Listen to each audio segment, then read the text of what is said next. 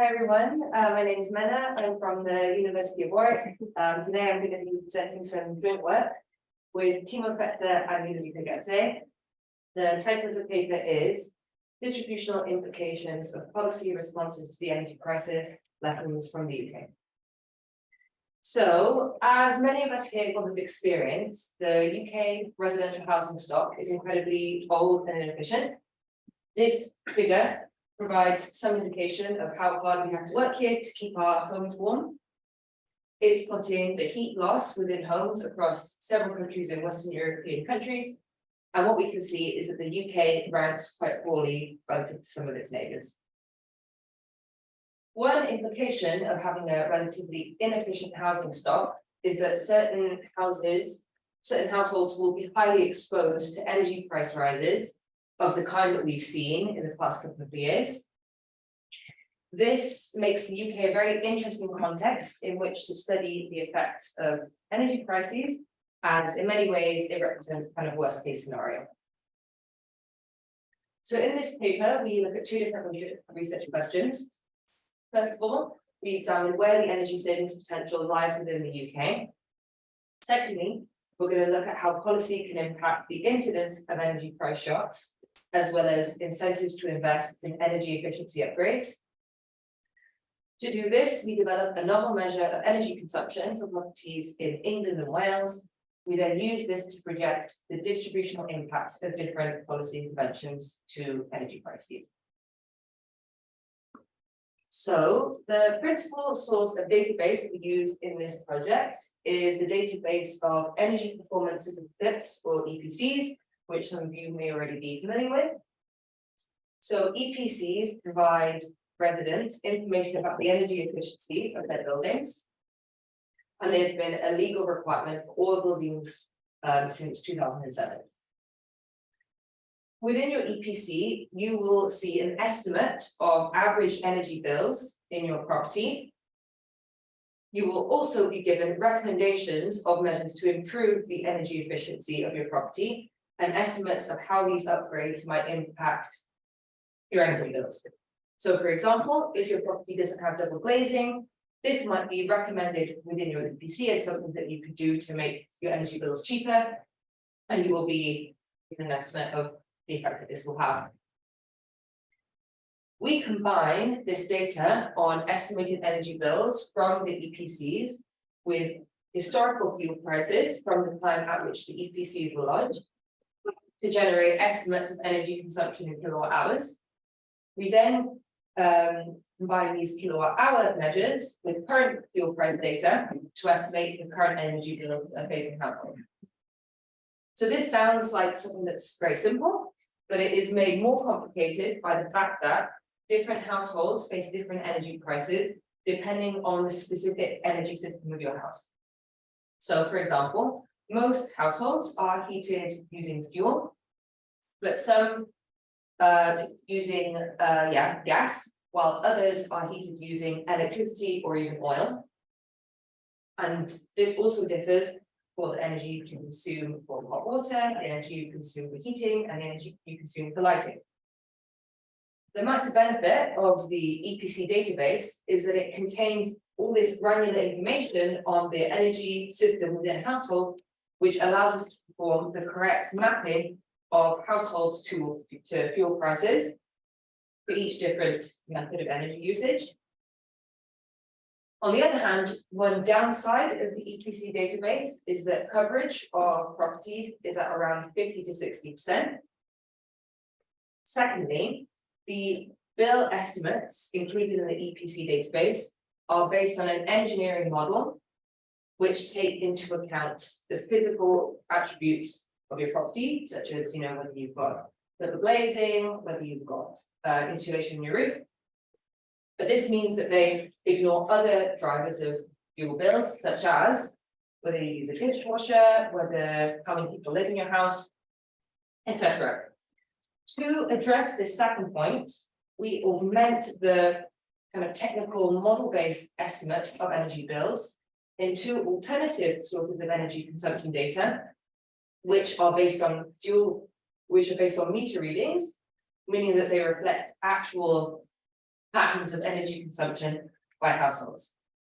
So what we do is we match moments of data, energy consumption data from the EPC database with moments of these other meter reading based data sets, which allows us to kind of rescale the model based estimates.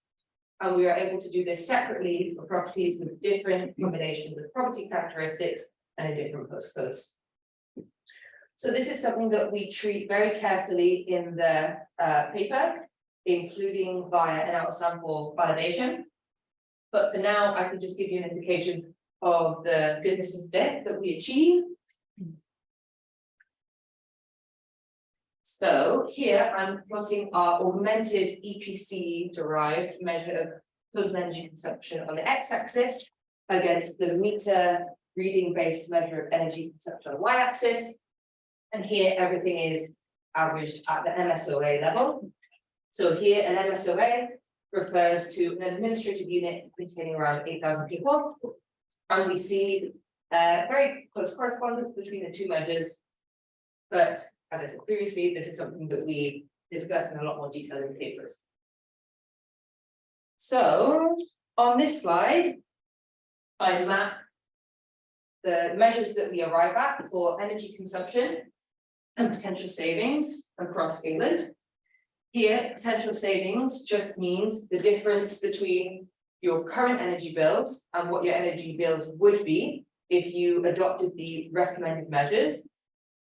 And what these graphs show is that there's quite a lot of heterogeneity in these measures across the country. And the first part of our analysis will be dedicated to trying to understand what drives this heterogeneity. So, the first fact that we arrive at is that energy savings potential, so the difference between your current bills and what they could be if you upgraded your properties, is much higher in the most affluent areas. So what I'm showing here is a bin scatter plot with average potential savings, again at the MSOA level. On the y-axis and then on the x-axis we have median house prices. And this very clear, strong positive relationship is in line with the idea that people living in more affluent areas are generally living in bigger houses which are older and less energy efficient. In the paper itself, we test the predictive power of a range of different socioeconomic variables for energy savings potential. We use a best subset selection approach. And what emerges is that median house prices is the best predictor of energy savings potential. And so this is the covariate that I'm going to be focusing on for the rest of the paper. The rest of the presentation. In the second part of the paper, we look more closely at how policy can impact incentives to invest in energy improvement, energy efficiency improving investments, as well as the incidence of energy price rises. To do this, we're going to be projecting household energy bills under 3 different price scenarios. So first of all, we look at the Ofgem price cap. So for those of you who don't know, the price cap is the maximum level that is the maximum price that energy suppliers in the UK are allowed to charge households. This is set by the regulator Ofgem every few months, and it provides an accurate picture of what household bills would resemble in the absence of government intervention, or the absence of further government intervention beyond this maximum price. Secondly, we look at the energy price guarantee, or the EPG. So this was the government's policy response to the energy prices, announced in September 2022. The stated aim of the policy was to limit household bills to around £2,500 a year. However, how the policy works in practice is that it sets a maximum price for energy below the level of the price cap for October 2022. Therefore, the more that you consume in energy, the higher the subsidy you receive. Finally, we look at what we call a two-tier tariff, which we can think of as an alternative to the energy price guarantee, which protects households from sharp price increases while also preserving energy investment incentives. So how it works is that we set, in this hypothetical scenario, we set energy prices at the same level as the price cap for October 2021, so pre-energy prices, but only for the first 2,500 kilowatt hours of energy. Then any energy that households consume beyond this point is charged at a higher rate, such that overall the EPG and the two-tier tariff would cost about the same amount. So the first thing that we do is we compare bills under these different price scenarios, where here the amount that you consume in kilowatt hours is based on the model, the estimates, the augmented estimates from the EPC. So here, this is a similar graph to the one I showed before. Again, we've got median house prices on the x-axis, but now on the y-axis, we've got expected average energy bills. What we see is that relative to the theoretical October 2022 prices, which we would have received in the absence of intervention, the EPG, which is shown in red, shifts down bills across the board.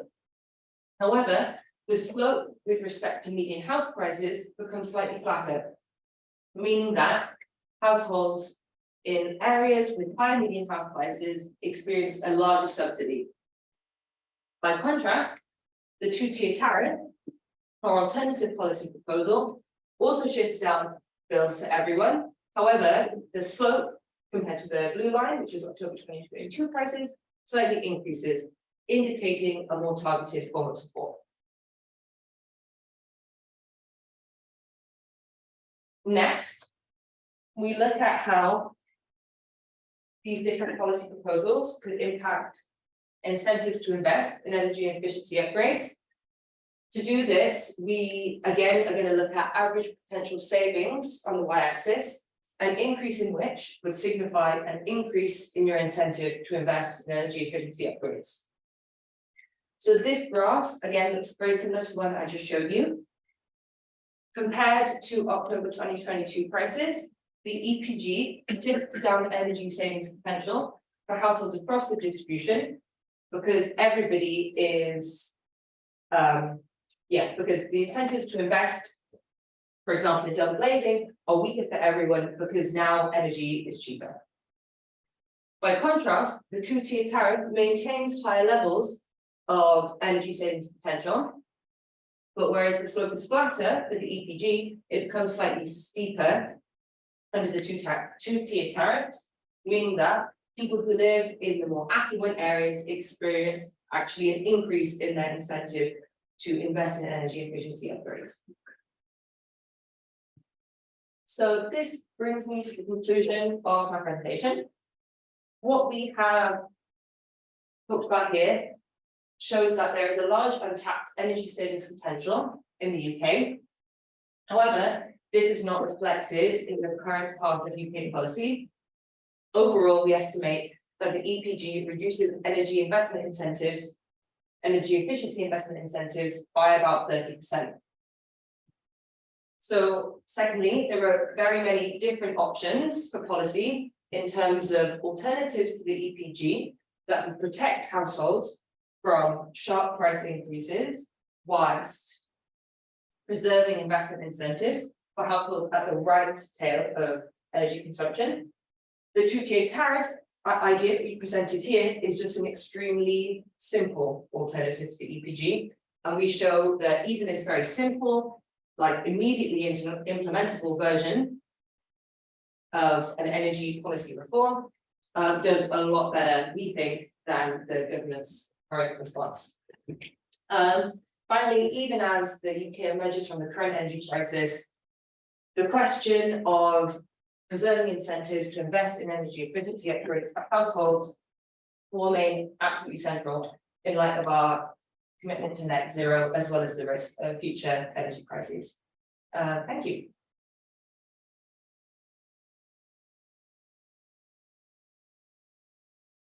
Great.